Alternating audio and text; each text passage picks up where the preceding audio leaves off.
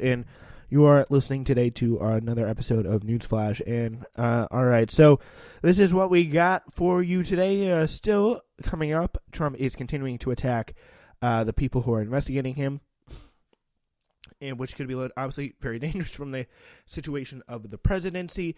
Also, how Donald Trump Donald Trump consultants exploited the Facebook data of millions. People in the Democratic Party are attacking Nancy Pelosi. Doesn't make any sense. The real drama in Russia's election now is set to come after the vote, as the election to re-elect Vladimir Putin is today. And of course, we're doing that with Glenn Bradford. Glenn, thank you so much for joining us here today. Sure thing. And all right, we are very busy today as well. So, all right, we talked about the tweets, but some members of the special counsel's team have donated to Democrats in the past, including Andrew Weissman, who is on detail to Mueller's unit from the Justice Department's Criminal Fraud Division, and donated $2,300 to Obama's 2008 presidential campaign. It is certainly not true of the whole team, and Mueller himself is a Republican and a Bush appointee. So, is there? Do you think this kind of narrative of there is a partisan special counsel, do you think that could kind of gain steam with the average American out there? It shouldn't. I mean, historically, the party that investigates the president is usually the opposing party. This was true in Watergate. Both of the special prosecutors were Democrats. In this case, it's not like that. Mueller is a Republican. And while it's true that probably the lawyers on his team are probably the majority Democrats, I don't think all of them are, as Trump claims. Although I haven't seen all the data on that. In fact, I don't know that the media really knows the political affiliations of the 16 prosecutors on his team. But it really shouldn't matter. You can't cherry pick the investigative team. If you made them all Republicans, that wouldn't be fair either. So, you kind of throw up your hands and say, well, this shouldn't be an issue.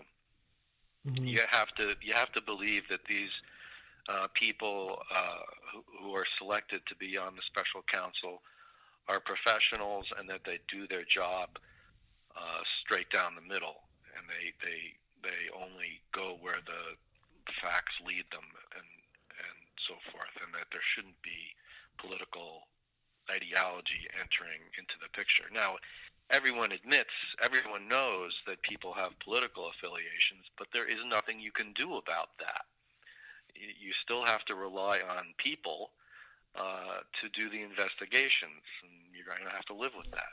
Yeah, what's worth watching is their behavior affected by those political actions, and is there any strong evidence of that?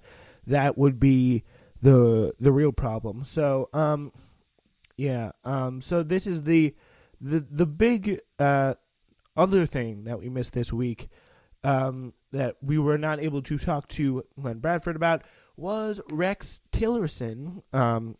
He was out, and he was fired by Donald Trump this past, I believe it was Tuesday. So what was your takeaway from that whole interaction? Well, it had been reported in the media that the two weren't seeing eye to eye, and of course we knew that from media reports that Tillerson, I think it was back in the summer, had called President Trump a moron in a meeting at the Pentagon, and of course that didn't sit well with the president. And so it was, the clock was ticking, but it sure did take him a long time to fire him, and I'm not sure exactly the reason why. But the timing of the firing is kind of curious. And as I mentioned before, it came right after Tillerson made very anti-Russian statements. I don't know if that precipitated or not. The White House claims that the decision to fire him was made before he made those comments, like on the previous Friday, and the president had directed John Kelly to place a long-distance call to him to tell him that.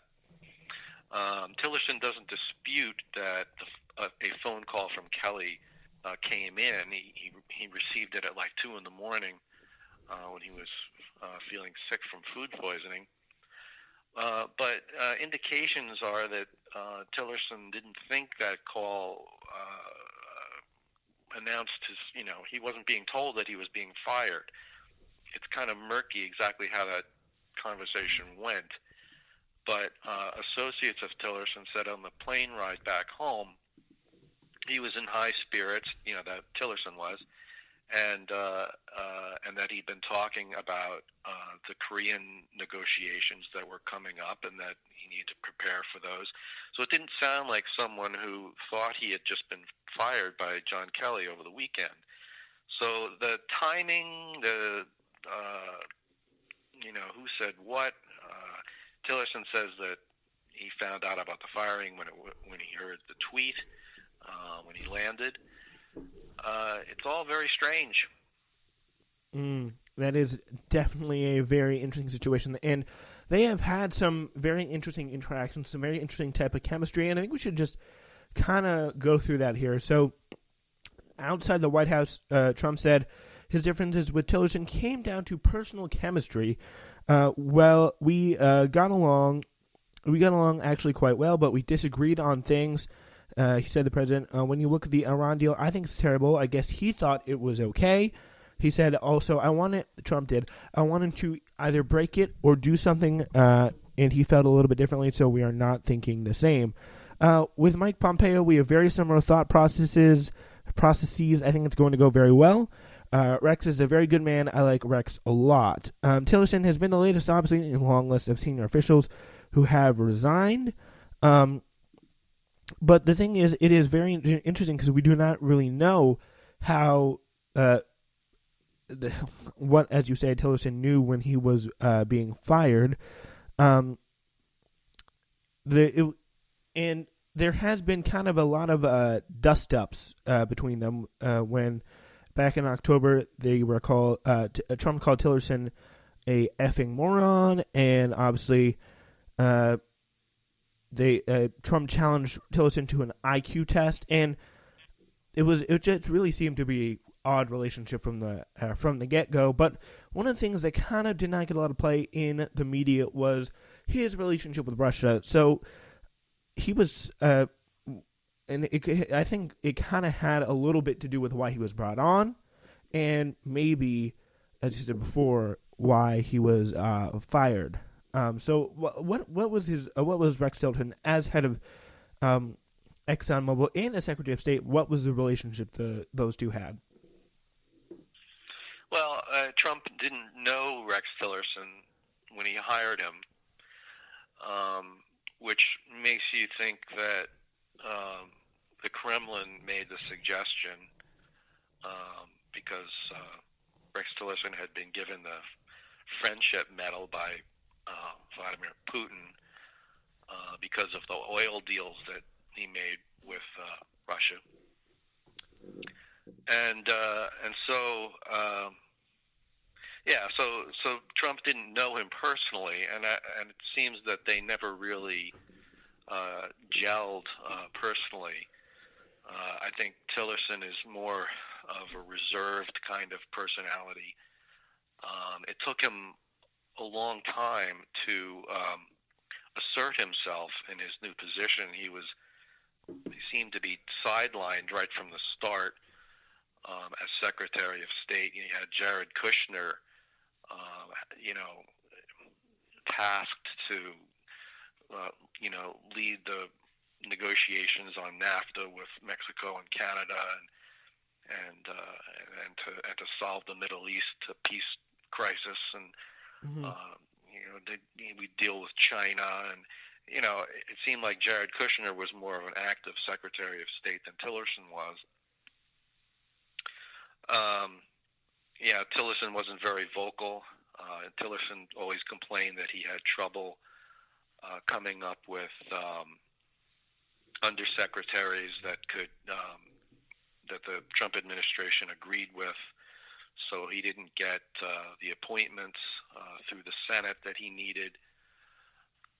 Lots of people in the department left. Lots of seasoned career officials with lots of knowledge of foreign diplomacy left. He basically left the department in a much worse condition than it was when he came. So he was a very ineffectual Secretary of State. There are lots of reasons to not like what he did. On the other hand, he seemed to oppose the president as the year went on, and became very vocal at the end, very outspoken in his denunciation of Russia, and was really issuing a pretty striking warning about them at the end. Yeah, it is quite an interesting relationship of changes, and obviously one of Tillerson's jobs as head of ExxonMobil was to negotiate with foreign countries.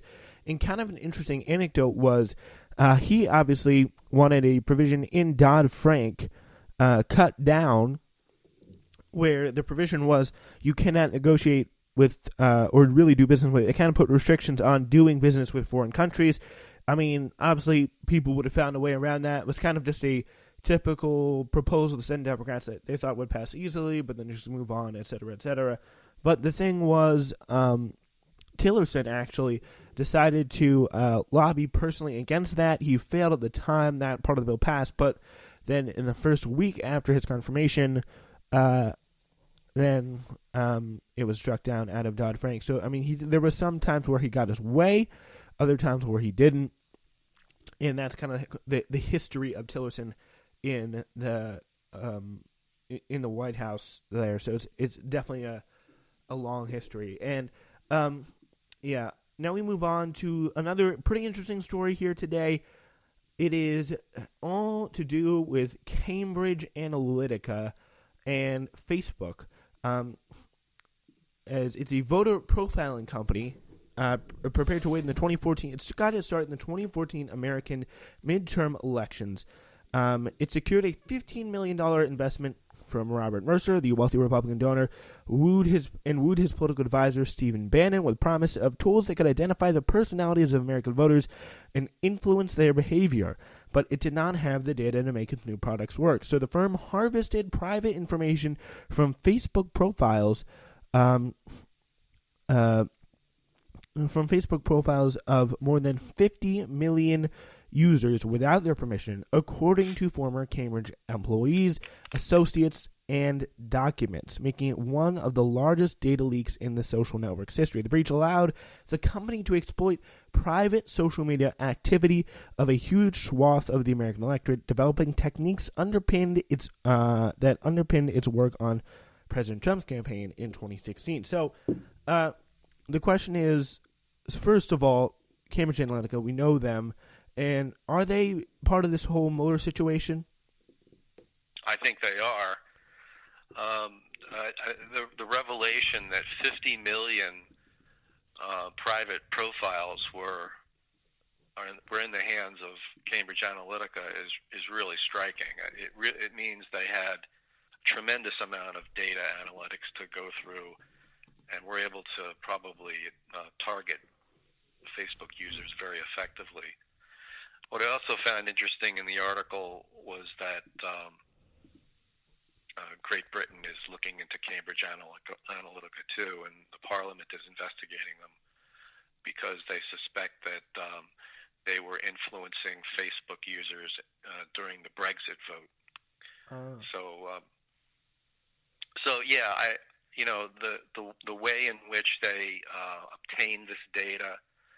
Apparently, there was some researcher, a Russian-American researcher, who had all this data, and I don't know exactly. Doesn't explain how Google gave it to them. Apparently, he wasn't using it for profit or for any political motive, but was just using it for research. and the people